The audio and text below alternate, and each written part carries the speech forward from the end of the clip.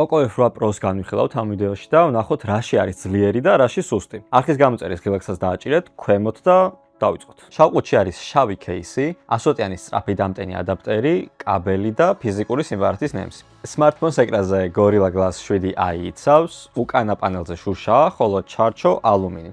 Solid-ორი აწყობაა და ლაიქი ჩეკ. წინა მოდელისგან განსხვავებით, 3 კამერა აქვს უკან. მთავარ და ულტრაფართო კუთხოვანს, ტელეფოტოც დაემატა და 2.5x-ზე იზუმება.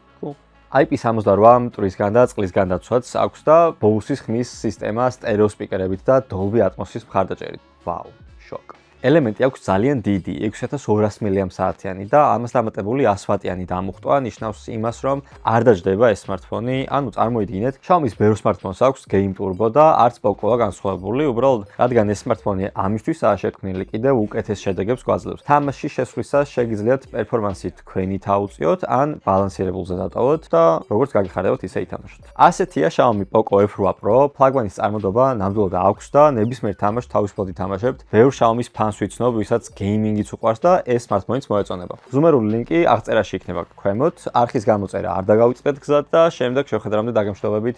ნახვამდის.